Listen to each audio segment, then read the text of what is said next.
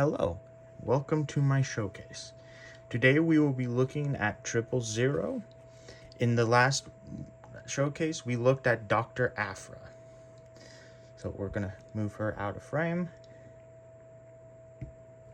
and we will get a look at 000. Let's get him out of the box. All right, we have 000 out of his box. Now, his nickname is Trip, so that is what I will be referring to him as for the rest of the video. So, here's a brief summary of who Trip is.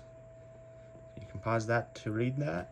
And let's get the box out of the way to start taking a look at the figure.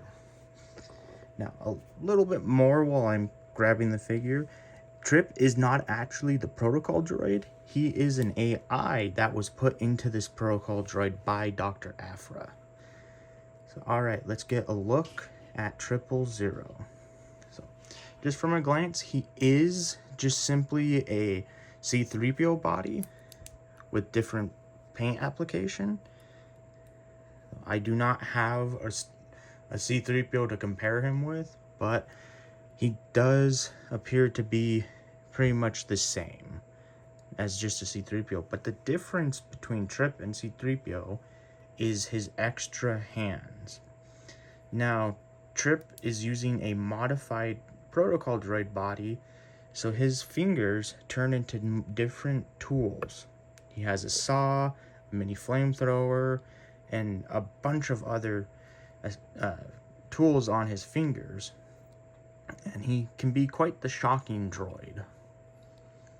So, alright, well, he doesn't come with many accessories. He simply comes with 2 alternative hands, which I'm not going to swap them for the video, as he's holding the 2 special hands already. So here's his regular hand, which is a weapon holding hand, as it does have a trigger. So okay, camera focus. And so he is able to hold stuff with it.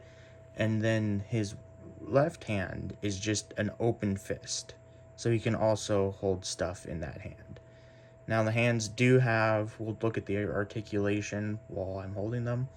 The left hand is an in and out hinge, while the right hand is an up and down hinge. Because I don't have a C-3PO, I can't tell you if they're the same hands, but I do know that these hands do not come with a C-3PO. So, since he doesn't come with many accessories, and there's not really many features to him, we're gonna just go over the articulation. So his head can go back that far, and forward, he doesn't have a forward. That's about as down as he can look.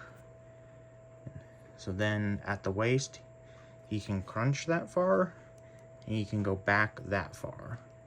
Which, him being a protocol droid, he doesn't really need a whole ton of movement. But at his shoulders, he can go up that far, down that far, and it does go all the way around. Same on the left side. And then at the elbow, he is a little bit different. He has this rod here that runs along the track in his forearm that allows him to go forward that far and then back till about, it does pop out if you go too far, but his arm is able to go flat if you pop this out. But let's pop that back in.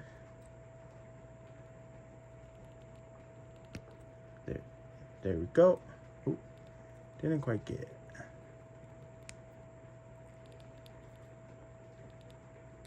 There we go.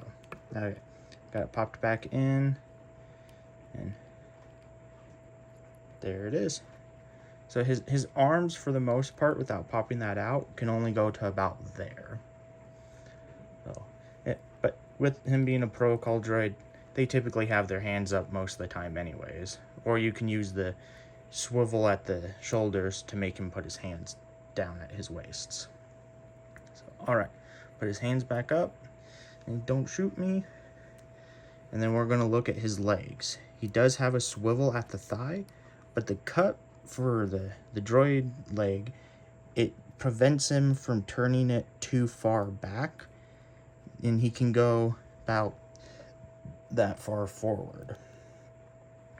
And then at the knee, it is single knee, and it can go back that far and forward that far. And then at the ankle, it's just a hinge forward and back with some swivel. So not the most articulated figure, but it is able to do what the character was able to do. So it's good likeness. I would give it a 4.5 out of 5. And we'll bring in Dr. Aphra for a side-by-side. She wants to stand still. Oh. Uneven table. So, alright. So there's the two of them side-by-side. And in the next showcase, we will be looking at BT1 or BT. So stay tuned and look out for the next episode. Thank you for watching, and I hope you enjoyed. Bye-bye.